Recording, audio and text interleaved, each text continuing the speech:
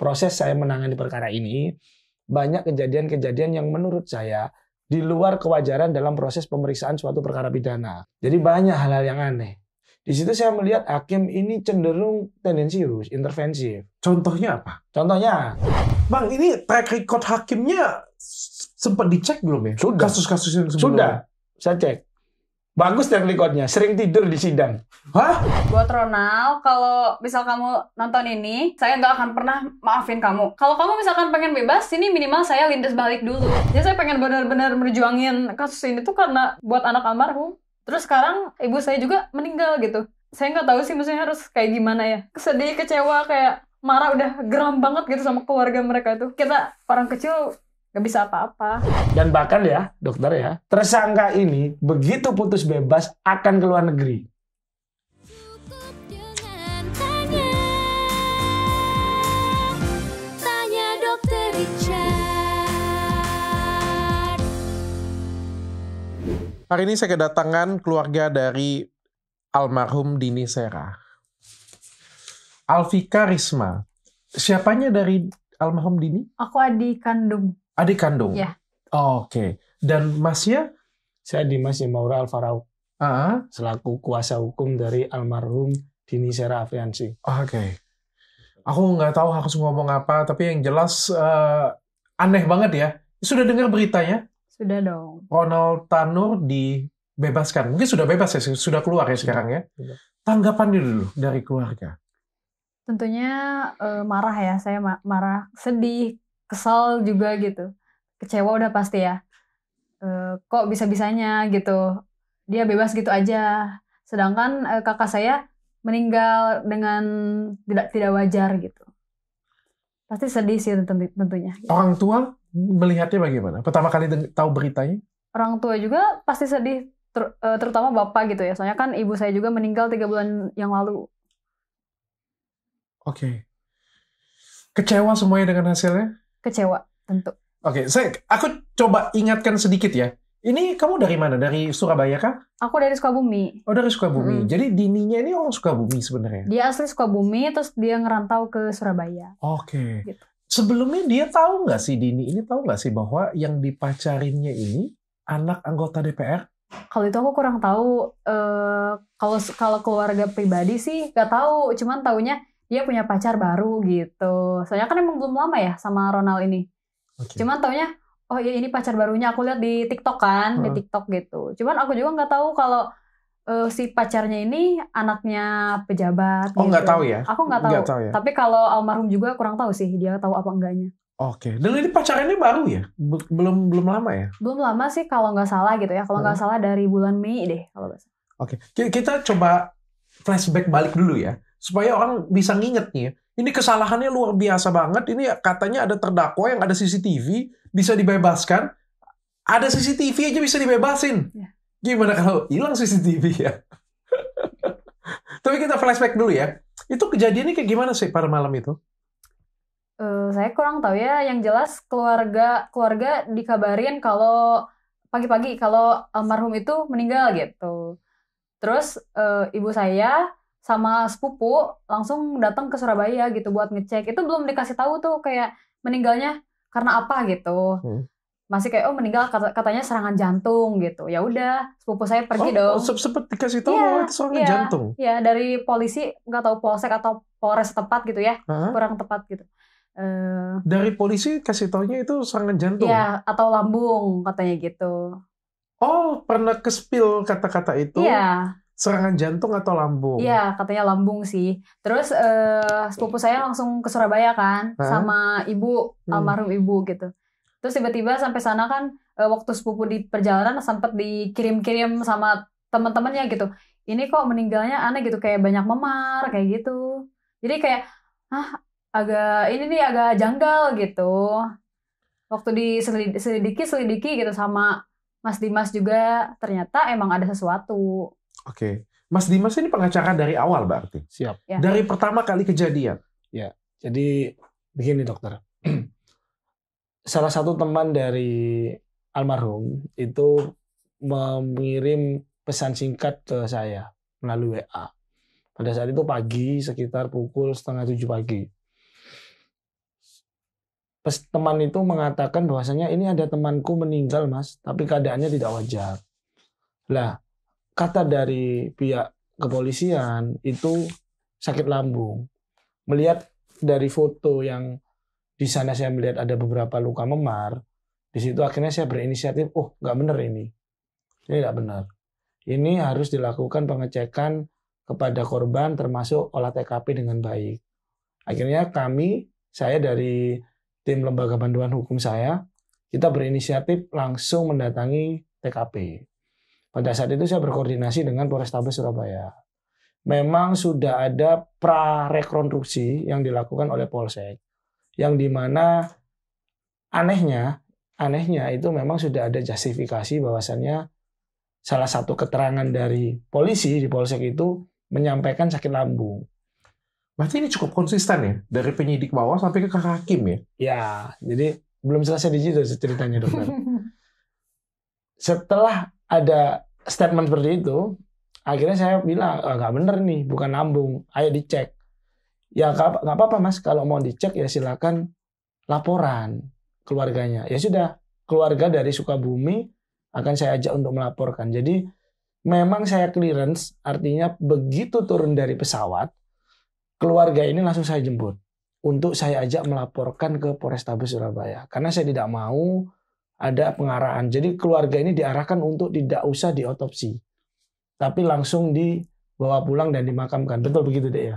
Oh ada permintaan untuk tidak perlu diotopsi? Ya, langsung dibawa pulang aja gitu. Langsung dibawa pulang saja? Gitu. Oke. Nah, akhirnya saya laporan di Polrestabes. Begitu laporan pun itu terjadi, kemudian saya sudah membuat surat pernyataan dari almarhum ibu waktu itu. Ibu kan masih hidup waktu itu. Bu, buat pernyataan bahwasanya setuju untuk dilakukan otopsi. Sampai dengan di Rumah Sakit Dr. Sutomo, jadi malam itu kami masih berdebat dengan pihak kepolisian terkait dengan biaya otopsi. Yang seharusnya biaya otopsi itu ditanggung oleh negara. Akhirnya saya bilang, otopsi tetap harus dilaksanakan dan saya secara pribadi yang akan melakukan pembiayaan. Buktinya ada, saya transfernya ada, salinan kwitansinya pun ada. Berarti ada usaha menghalangi untuk tidak dilakukan otopsi? Saya menilainya demikian. Dan itu diarahkan oleh siapa? Jangan otopsi itu. Kalau ini yang menghubungi dari tersangka ya waktu itu ya. Yang menghubungi ibu ya. Iya, soalnya waktu itu sempat dihubungin juga sama si tersangkanya. Yang bilang serangan jantung tuh dia gitu. Oh. Jadi yang bilang lambung tuh polisi, yang bilang serangan jantung tuh si tersangka ini, si Ronald ini. Oh, Ronaldnya ngomong serangan jantung. Iya, sempat DM gitu. Ini kakak kamu udah gak ada katanya gitu. Meninggal serangan jantung gitu. Oh, oke. Yang menghalangi untuk jangan otopsi, nggak usah otopsi, dibawa pulang aja untuk dimakamkan? Mungkin itu ke kakak saya ya. Tersangkanya kayaknya. Tersangka ya? Ya, cuman bilangnya ke kakak saya gitu. Chatnya, via chat gitu. Oh, jadi langsung dibawa pulang aja gitu loh. Oke. Lanjutkan mas, gimana mas? Ya, oke. Otopsi terjadi. Otopsi berjalan. Kami di situ sampai dengan 2 hari. 2 hari menjaga di depan kamar mayat agar otopsi ini tidak ada intervensi. Kemudian karena kami melihat tidak ada suatu iktikat yang baik dari tersangka, termasuk pada saat tersangka ini juga mengirimkan teman-temannya ke kamar mayat, saya melihat gelagat yang tidak baik. Akhirnya saya malam itu sekitar, dini hari, sekitar pukul 2 pagi, saya sampaikan kepada rekan-rekan media bahwasanya ada dugaan pembunuhan yang dilakukan oleh anak salah satu anggota dewan. Akhirnya berita itu viral pada waktu itu. Ya, berjalan dokter. Berjalan, viral, penyelidikan, otopsi berjalan. Kemudian press release terkait dengan penangkapan dan penahanan dari tersangka. Di situ pasal pembunuhan tidak ada. Tidak ada. Awal itu tidak ada pasal pembunuhan. Tidak ada pasal pembunuhan, kami pun keberatan. Bagaimana mungkin ini tidak ada pembunuhan? Akhirnya pasal itu direvisi. Muncullah pasal pembunuhan. Awalnya pasal apa berarti? Penganiayaan berat. Penganiayaan saja yang menyebabkan hilangnya nyawa. Itu 7 tahun hukumannya. Oh, oke. Akhirnya berubah pasalnya karena ada Tapi ini kan sudah viral sekali kan? waktu itu sudah viral. Sudah viral seperti ini pun masih bisa. Ya kenyataannya itu banyak ceritanya terhadap kasus ini. Seberapa berkuasa, Bang? Siapa ini yang berkuasa ini?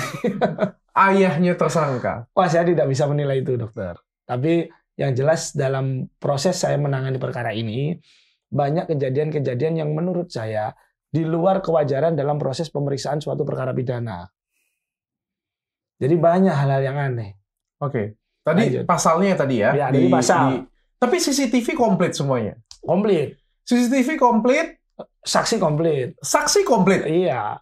Hasil visum ada. Hasil visum ada. Visum et repertum ada. Berarti secara unsur pidana semuanya ini lengkap semuanya. Lengkap. Alat buktinya. Lengkap. Ditahan ya. Tersangkanya ya. Ditahan. Naik ke persidangan. Sebentar, jangan langsung ke persidangan. Sebelum di persidangan pun masih ada yang aneh lagi. Masih ada yang aneh. Apa lagi, Bang? Oke, pasal pembunuhan ada. Heeh. Berjalan kan. Perkara ini berlanjut dari kepolisian, pemberkasan lanjut ke kejaksaan. Di kejaksaan berkas mondar-mandir, dokter. Mondar-mandir P19. Artinya kurang lengkap ini, kurang lengkap itu gitu. Nah, kemudian dari pihak pengacara tersangka itu mengajukan dilakukan gelar perkara khusus di Bareskrim Mabes Polri, Oke.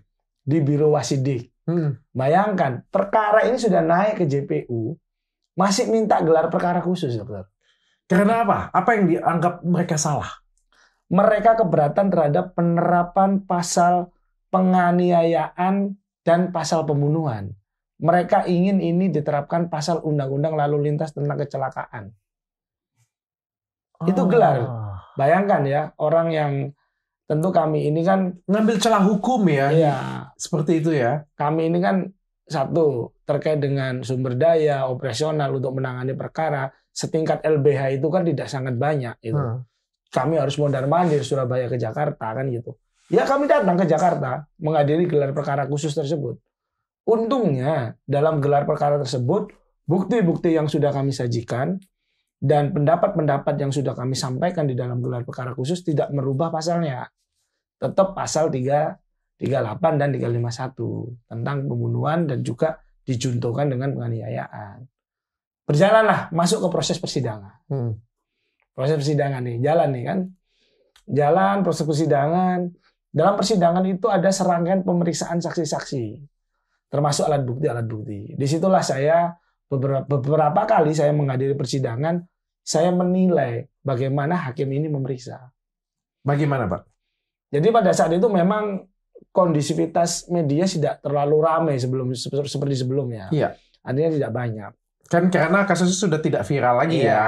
betul. Kita anggap pelakunya sudah ditangkap, harusnya ya pasti masuk penjara lah Iya. pasti kan. Ya, dan mestinya hukum sebagai panglima itu berjalan sesuai dengan realnya kan. Iya, gitu. karena sudah ketemu kepala, ekor pasti sampai ekor Ya, lah kita bilang gitu sip. ya. Tapi Betul, ternyata endingnya Ya. Masuk nih ke persidangan. Betul.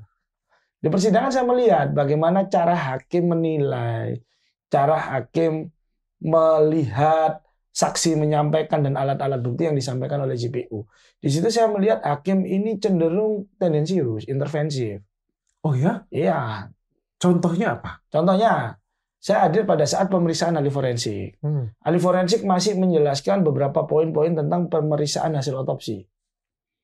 Dari hasil otopsi itu kan diperiksa. Namanya seorang ahli forensik pasti kan memeriksa seputar bagaimana kondisi daripada jasad korban. Nah, di situ ada pertanyaan-pertanyaan hakim yang menurut saya itu mengarah di luar dari substansi keahliannya.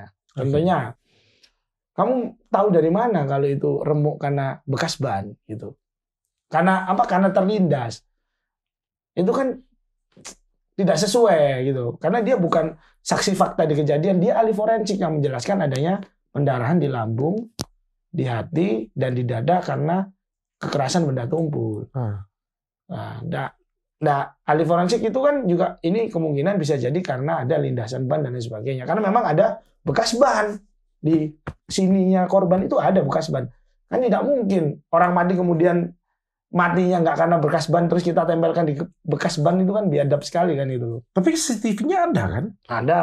Bagaimana ceritanya dia kelindes oleh ban, tapi habis itu kita bilang ini bisa jadi siapa tahu ini bukan karena ban. Nah, itu. Itu buktinya pertimbangan hakim begitu. Oh, dikatakan seperti itu. Pertimbangan hakim bahwasanya ini tidak ada cukup bukti yang menunjukkan kalau dia itu meninggal karena dilindas ban. Oke. Kalau saya baca putusannya itu ada 2 yang buat hakim membebaskan. Ini kalau saya nggak salah ya, alat saya. Iya. Kalau nggak salah tuh yang pertama adalah tidak adanya saksi. Iya. Yang kedua adalah meninggalnya itu karena lambung. Iya. Karena alkohol di lambung. Iya. Satu dulu kita bicara nih. Saksi, memang tidak ada saksi kah? Saksi lengkap. Kita bicara runtutan rekonstruksi ya. Runtutan kronologis dan hasil rekonstruksi yang sudah dilakukan Polrestabes. Saksi lengkap. Ada security basement. Yang pertama kali mengetahui korban itu tergeletak di basement. Yang di situ hanya ada korban, mobil dari tersangka dan tersangka. Kira-kira siapa lagi nih dokter? Apakah mobil itu bisa melindas kalau nggak dikendarai? Nah ditanyai kan si tersangka.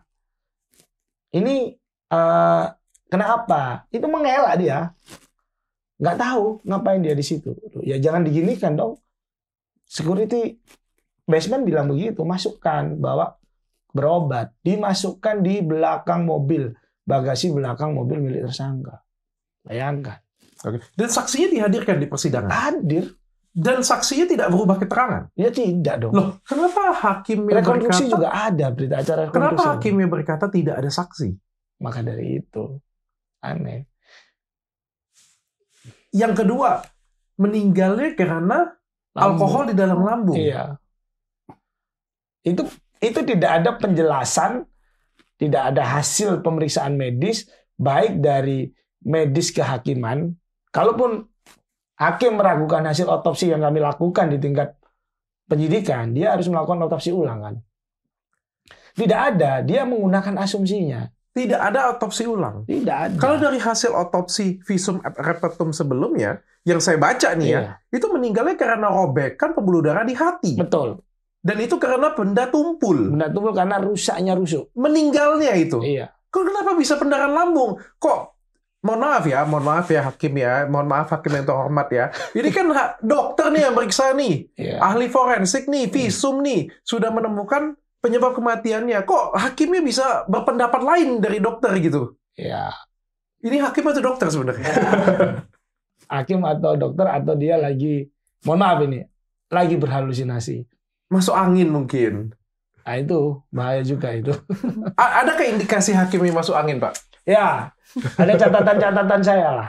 Mengapa hakim ini menjadi aneh? Satu, pada saat pemeriksaannya di intervensif, tendensius, dan dia cenderung menurut saya pemikirannya bisa sama dengan pemikiran dari kuasa hukum tersangka. Padahal kan hakim itu seharusnya pemikirannya itu sama dengan JPU. Karena fakta-fakta itu kan pasti dari JPU gitu. Tapi Bapak juga ngerasa bahwa hakimnya di sini agak sedikit masuk angin. Saya tidak tahu karena saya bukan dokter.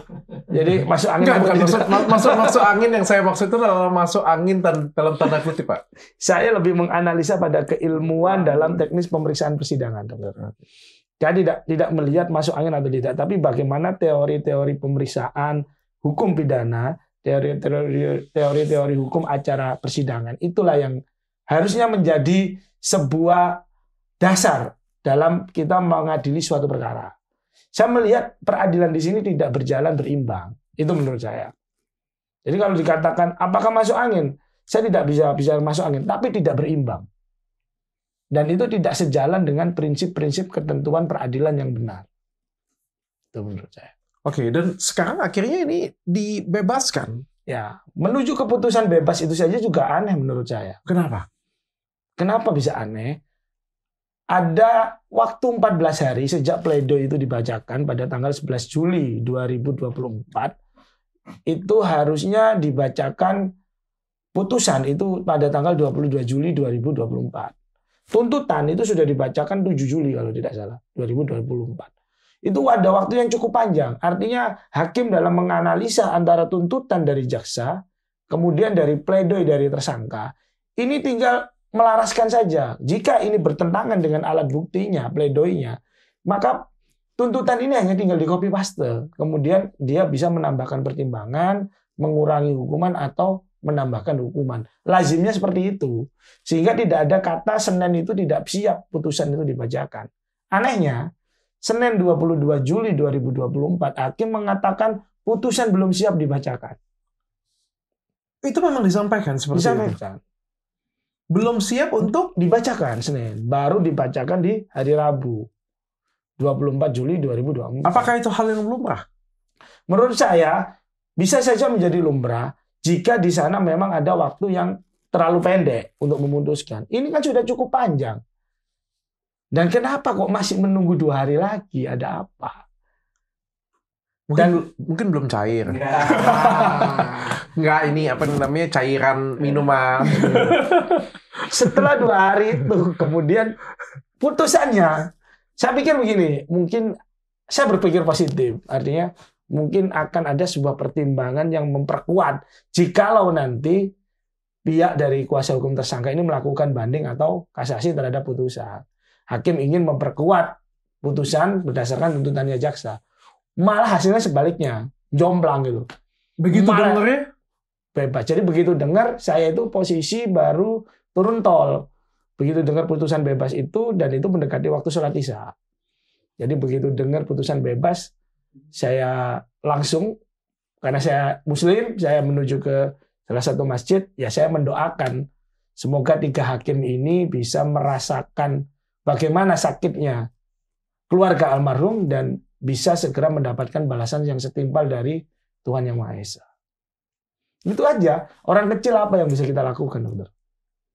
Pertama pasti kita berdoa, dan doa saya, doa kami semua alhamdulillah dikabulkan. Kami bisa bertemu dengan dokter di sini, menyampaikan kasus ini, menyuarakan kasus ini. Ini salah satu doa kami yang dikabulkan. orangnya masih berkuasa kuat banget ya. Katanya kan bapaknya sudah tidak menjadi anggota DPR lagi. Udah X. Ya, pada dasarnya kalau saya menilai orang ini cukup mampu. Cukup mampu untuk berpikir arif dan berbijaksana. Tapi apakah dia berpikir arif dan bijaksana ya? Pada kenyataannya sampai sekarang permintaan maaf pun ke keluarga tidak ada. Tidak ada permintaan Tidak maaf ada. Tidak ada. dari keluarga besarnya. Tidak ada. Tidak ada sama sekali. Bahkan Datang.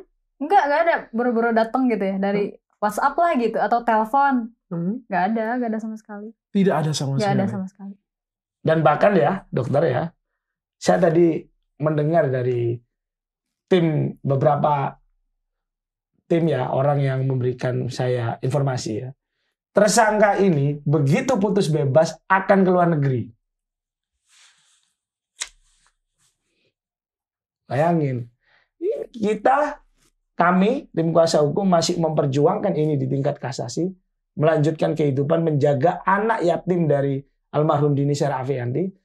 Tersangkanya yang baru saja bebas langsung ke luar negeri. Nah, social absence-nya ini di mana? Apakah itu melarikan diri? Ya, saya tidak tahu. Makanya bagaimana hukum di Indonesia menilai dengan adanya upaya hukum kasasi, kemudian tersangka yang memang pada saat ini putusannya bebas, tidak dilakukan pencekalan. Bayangkan kalau ini sampai terjadi ke luar negeri, kemudian mempersulit proses pada saat nanti kasasi, andaikan kita menang, dia harus ditahan lagi. Nggak dapat orangnya juga. Nggak dapat orangnya karena di luar negeri. Kita tidak tahu nanti di luar negeri di mana sumbernya, bagaimana proses penangkapan seorang tersangka di luar negeri, kita tahu pasti sangat sulit. Sekarang posisinya ada di mana? Saya tidak tahu, tapi saya mendapatkan informasi itu. Ada sebuah wacana, ada rencana bahwasanya tersangka ini akan di luar negeri. Ini kan keputusannya kan terlalu jauh ya. Ibaratnya saya pun juga memaklumi netizen ya. Ketika ini viral karena ada CCTV yang beredar, ini viral banget. Dan ketika sudah ditangkap, netizen menganggap ini sudah selesai.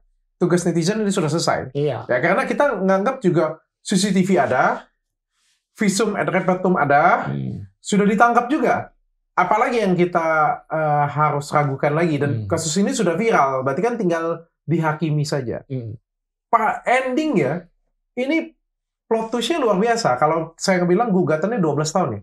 Kalau misalnya 12 tahun, lalu kenanya cuma 8 tahun atau 7 tahun, saya bilang masih, ya, Masuk akal. ya masih ada lah ya kita ngomong. Mungkin ada pertimbangan hakim, orangnya baru pertama kali melakukan tindakan pidana. Ada pertimbangan hakim juga karena alkohol, pengaruh alkohol. Ini benar-benar ekstrim sekali. Dari 12 ke bebas. Kalau bahasa Jawanya itu lost doll. Tapi sebenarnya saya pribadi waktu dengar kabarnya dia bebas dari Mas Dimas ini, sebenarnya dibilang kaget karena dia bebas. Tapi kalau soal hukum saya nggak terlalu kaget sih. Kayak udah, nggak aneh, soalnya di Indonesia itu pasti selalu seperti ini gitu.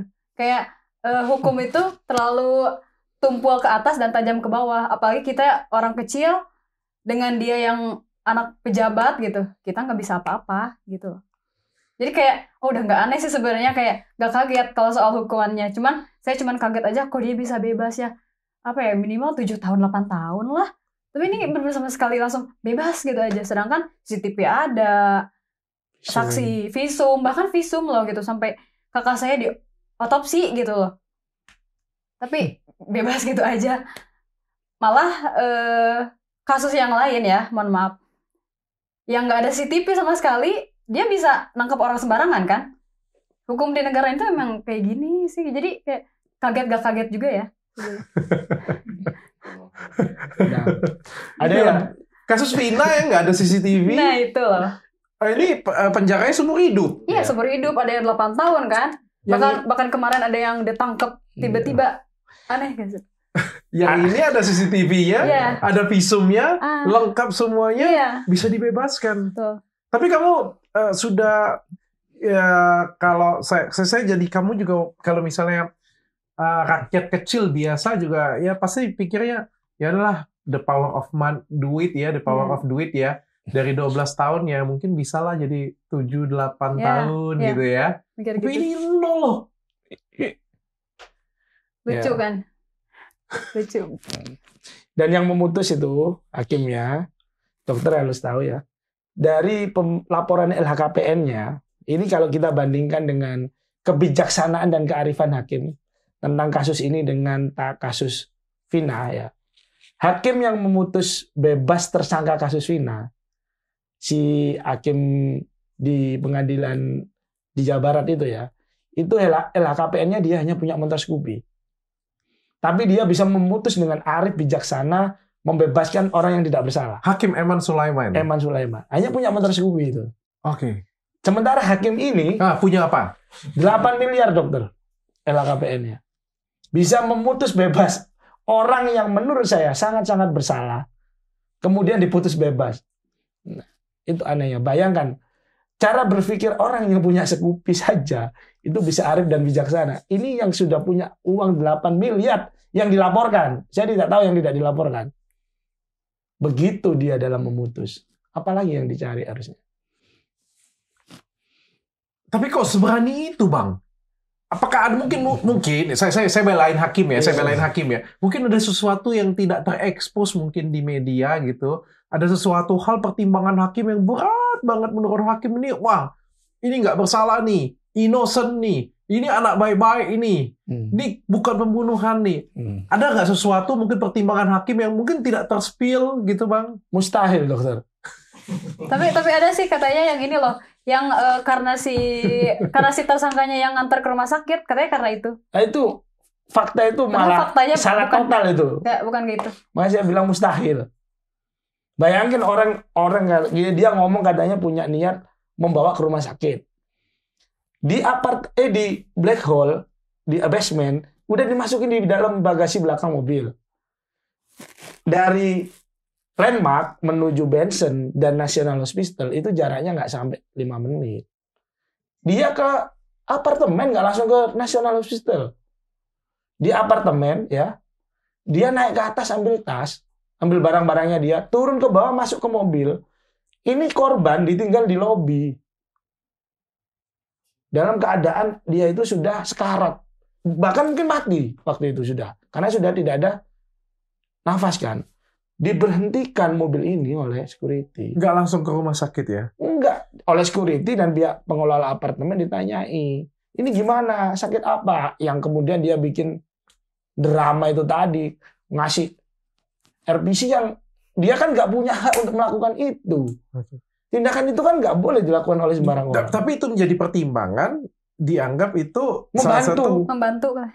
Makanya saya bilang mustahil, ini hakim ini cara pikirnya gimana gitu.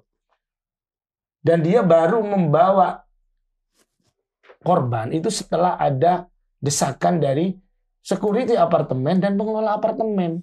Didampingi loh dia, bukan sendiri loh membawanya.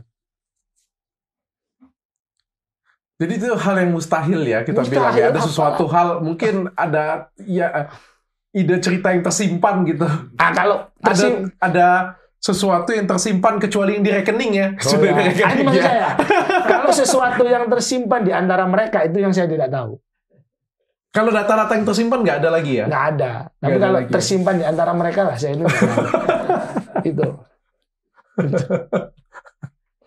Itu. Aduh. Tapi dari keluarga sedih semua ya? Sedih. Dan menyayangkan semua ya? Cuman saya kalau cerita ini saya suka nangis. Kenapa? Cerita apa? Soalnya yang saya perjuangin itu anak almarhum. Soalnya dia kan ditinggal sama almarhum itu dari 12 tahun gitu. Dia dari mulai bayi itu tinggal sama saya, kakak-kakak saya gitu, sama ibu bapak saya gitu. Berarti nenek kakek dia kan. Terus sekarang neneknya aja, ibu saya juga meninggal gitu. Sekarang dia tinggal di pondok pesantren. Saya nggak tahu sih maksudnya harus kayak gimana ya. Saya tuh bener-bener kasihan sama dianya gitu, kayak ibu udah nggak ada, nenek juga yang ngurus udah nggak ada gitu. Jadi saya pengen benar-benar berjuangin kasus ini tuh karena buat dia gitu, buat anak almarhum gitu dong. Sebenarnya. Jadi benar-benar kalau dibilang sedih bukan sedih banget ya. Banget sedih banget pokoknya mah. Sedih, kecewa, kayak marah, udah geram banget gitu sama keluarga mereka tuh. Tapi kita orang kecil gak bisa apa-apa. Makanya kita pengen banget gitu kayak netizen gitu, masyarakat di Indonesia tuh benar-benar ngawal kasus ini gitu. Kita benar-benar minta bantuan sama kayak KY juga gitu ya, ikut ngebantu gitu. Sekarang prosesnya sampai di mana, Pak? Ini masih bisa ditahan lagi nggak? Masih. Jadi kami berharap, memang kami sudah menyampaikan kepada JPU bahwasanya tolong dikawal maksimal untuk proses kasasinya, dan JPU memang sudah kasasi. Dan kami berharap juga kepada Mahkamah Agung, dokter, karena kasasi itu diperiksa oleh majelis hakim di Mahkamah Agung. Kami memohon kepada majelis hakim di Mahkamah Agung untuk melihat kebenaran, melihat fakta-fakta hukum, dan memutuskan seadil-adilnya dengan melindungi hak-hak dari almarhum Dini Sera ini. Terutama hak-hak terhadap anaknya. Karena kami sudah mengajukan yang namanya restitusi. Restitusi itu adalah pemulihan hak korban. Artinya adalah ganti rugi dalam proses hukum pidana. Dan itu sudah disetujui oleh jaksa JPU, dimasukkan di dalam tuntutan. Yang hal itu sebenarnya jarang terjadi di Indonesia. Bagaimana proses penuntutan ganti rugi itu digabung bersamaan dengan proses pidananya. Saya apresiatif sekali kepada Kejari Surabaya, Kejaksaan Surabaya yang mau memasukkan restitusi itu. Tapi anehnya, itu semua dipatahkan oleh 3 majelis hakim dari Pengadilan Negeri Surabaya itu. Oh, oke. Jadi restitusi, guys, ini bahasa, mohon maaf ini saya rada kasar ya. Aku udah nggak ngurus lah. Si anak yatim itu siapa? Pokoknya Ronald bebas lah. Bahasa putusannya begitulah kira-kira. Jadi kalau kasasi ini ada sidang lagi nggak, Bang? Tidak ada sidang terbuka. Berarti cuma dokumen doang. Ya, dokumen putusan nanti akan disodorkan dengan berkas perkara, kemudian akan dilakukan sidang internal di Mahkamah Agung. Tapi itu butuh waktu yang cukup panjang kan kalau saya tidak salah kan? Betul. Makanya saya harap Mahkamah Agung secepat mungkin. Bayangkan kalau di luar negeri terus tersangka itu bisa ke Disneyland, sementara anak yatim, bapak dari almarhum ini, keluarga dari almarhum ini menanti berdoa putusan, tersangkanya lagi di Disneyland mungkin, atau mungkin di mana di luar negeri. Ironis sekali, bukan? Bang, ini track record hakimnya sempat dicek belum ya? Sudah. Kasus-kasus yang sebelumnya. Sudah, saya cek. Bagus track recordnya, sering tidur di sidang. Hah? Silakan dicek. Bagus kan? Hakim yang sering tidur. Hakimnya sering tidur di... Pernah terfoto atau terdokumentasi tidur saat bersidang. Bagus kan, Dok? Mungkin saking kerja kerasnya menghayati sampai ke alam mimpi mungkin. Ya, kasus ini mungkin terbawa ke alam mimpi juga. Makanya dia yang tadinya hakim punya ilmu tambahan menjadi seorang dokter Bisa jadi. ahli forensik. Mungkin sebelumnya dia ada kuliah dokter juga mungkin. Bisa dicek, Dok. Aduh. Sekarang kalau anaknya dari almarhum ini umur berapa sekarang? Dia sekarang berarti umur 12 tahun. 12 tahun. Waktu kejadian berarti umurnya 11 tahun. Iya. Dia 12. Iya, 12. 12? Sekarang harusnya 13, cuman Desember gitu. Oh, oke. 12 tahun waktu kejadian. 12 tahun. Sudah mengertikah kasus ini? Tahu? Tahu sih. Jadi meskipun dia masih kecil, tapi dia paham gitu. Cuman dia nggak banyak ngomong aja gitu. Cuman yang namanya anak kecil paling kayak sedih-sedih terus udah aja gitu. Tapi saya kadang suka mergokin dia kalau lagi di kamar suka nangis sendiri gitu. Meskipun dia belum pernah ketemu ya sama ibunya gitu, tapi dia tetap nangisin kayak mau ke mama gitu, mau ke mama gitu. Kadang suka ke makam sendiri, kadang gitu, kadang sama bapak. Gitu. Adiknya tahu bahwa tersangkanya bebas? Belum sih, soalnya kan sekarang dia di pondok kan, dia baru keluar SD, terus langsung di pondok. Bisa jadi tahu. Bisa jadi tahu. Saya kan di sana nggak ada handphone sama televisi. Tahu dari teman atau mungkin dari apa? Semoga jangan dulu deh, kasihan. Jangan sampai pasti dia meskipun masih anak kecil tapi suka mikirnya kemana-mana gitu. Sayang bukan keluarga aja kecewa ya. Iya. Keluarganya kecewa apalagi anaknya ya. Iya. Makanya orang lebih pilih main hakim sendiri. Soalnya hakimnya nggak bisa diharap. Mungkin lebih bijaksana kalau lagi main-main hakim-hakiman sendiri tadi. Hakim-hakiman. Lagi main hakim-hakiman sendiri. Iya, dia menciptakan sebuah drama hakim yang baik daripada hakim yang beneran tapi nggak Bang, baik. saya mau belain hakim nih tetap, Bang. Ini mungkin usaha saya terakhir lah ya belain hakimnya ya. Boleh, Dok. Saya rasa hakimnya nggak sebodoh itu, Bang. Iya. Ini kasus viral, pembunuhan, CCTV ada, visum ada. Nggak mungkin lah, Bang. Iya. Nggak mungkin. Ini pasti ada sesuatu ini. Iya. Ini pasti ada sesuatu. Mungkin memang bunuh diri, Bang. Oh, Bunuh diri dengan menginikan apa? Bak ban mobil gitu. Dengan menyeret Oke. sendiri. kalau bilang bunuh diri ya, ada satu voice note yang diputar pada saat persidangan yang menunjukkan korban sedang dianiaya oleh tersangka. Ada voice note-nya? Ada. Dipukul oleh tersangka. Iya, aku ditendangin terus ya itu kan. Tapi aku nggak tahu aku salah apa kan bilang gitu waktu itu. Iya. Oh, hakimnya dengar itu? Atau lagi tidur pada waktu itu? Ah itu saya nggak tahu. Tapi kalau dari JPU, dari pengacara tersangka, ya harusnya hakim ya denger lah. Kecuali tidur tadi dokter. Itu udah saya jawab tuh. Mau bela apa lagi sekarang? Mohon maaf Pak Hakim. Agak susah saya jawabnya. Saya juga belain itu ya kira-kira juga Pak Hakim ya. Ini agak susah saya belain kalau kayak gitu caranya. Tapi kakak pernah nggak cerita tentang pacarnya ini? Memang suka Enggak, mukul nggak atau- pernah. Nggak Cuman dia kalau lagi video call sama almarhum ibu suka bilang nanti mau pulang gitu sama pacarnya gitu, sama mungkin sama dia ya, sama pacarnya. Cuman nggak jadi terus gitu, kayak selalu ada kendala gitu. Nanti mau pulang dari tahun berapa itu? Sampai kemarin waktu masih sama si tersangka ini, dia sempat bilang mau pulang gitu. Mau pulang ke rumah sama pacarnya gitu. Tapi enggak ada, tetap enggak ada gitu. Kayak ada aja halangannya, nggak tahu karena apa.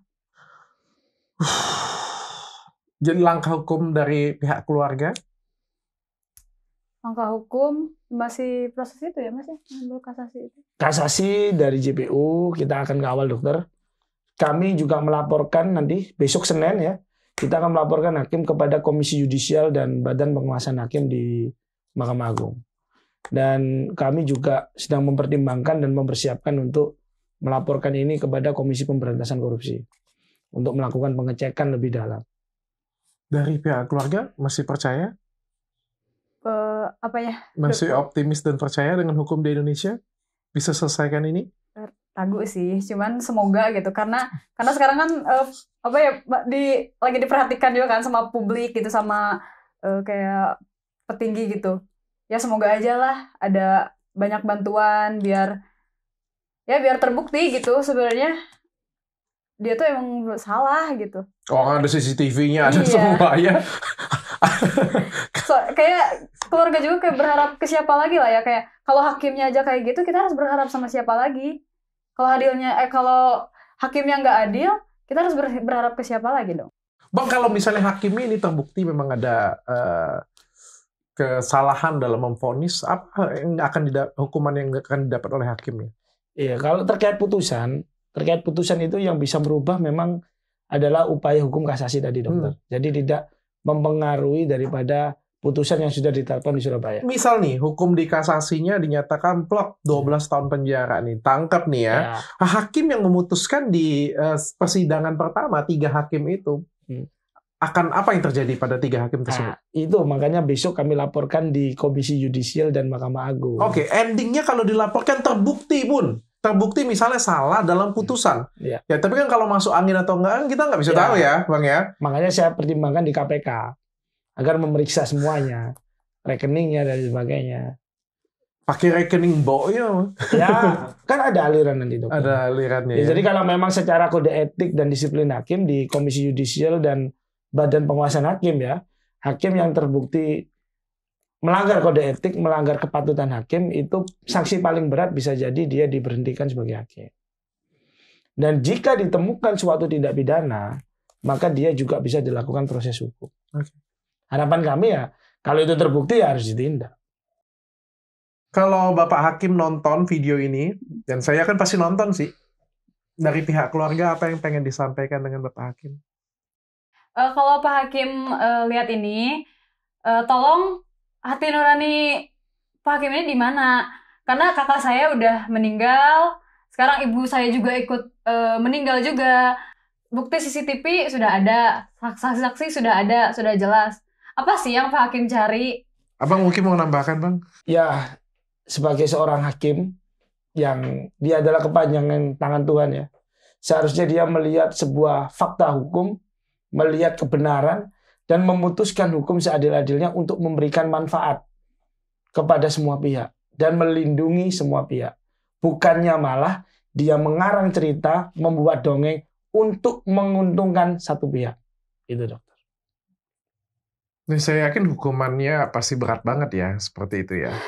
Mungkin Pak Hakim nggak dapat hukuman di dunia, tapi pasti akan mendapatkan hukuman di akhirat nanti.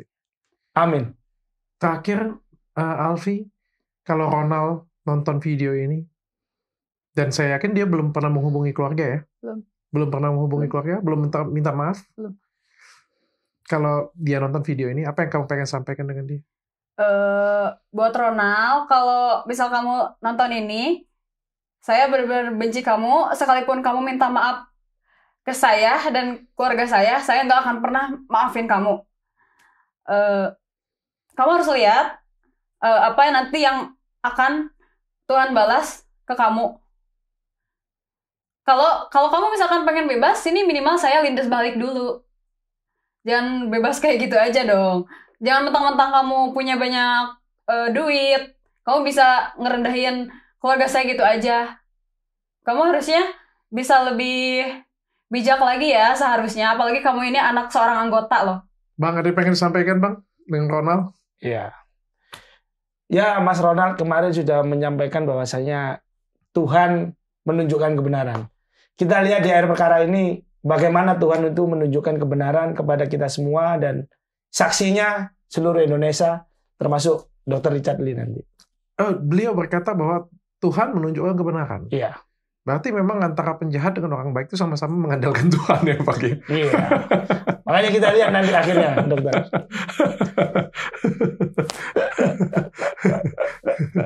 Aduh. Sedih saya Bang, sumpah. Sedih saya. Iya. Maksud saya itu kayak gini lah. Kita tuh tahu bahwa ini ending, saya closing ya. Bagi kalian semuanya, mungkin orang yang memegang jabatan, memegang posisi-posisi tertentu yang strategis di negara manapun lah. Saya nggak ngomong di negara Indonesia ya, semua negara ya.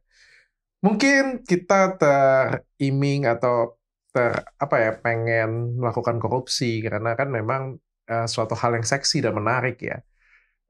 Dan sometimes ketika itu menjadi suatu pola yang masif, semua melakukan, menjadi aneh ketika kita tidak melakukan. Ya.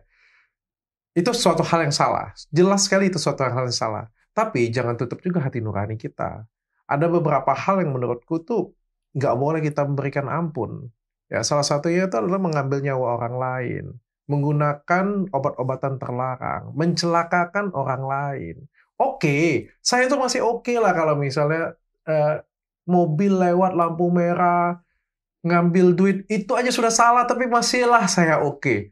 Tapi kalau orang bunuh dibebasin itu, otak dan hatinya itu ada di mana? Otak dan hatinya itu ada di mana? Kalau kamu tuh bilang dari 20 tahun, kamu courting 5 tahun, jadi 15 tahun, saya tuh masih oke. Tapi 20 tahun jadi bebas, itu otak dan hatinya itu ada di mana? Korupsi juga, pakailah hati nurani dikit kalian kalau mau korupsi.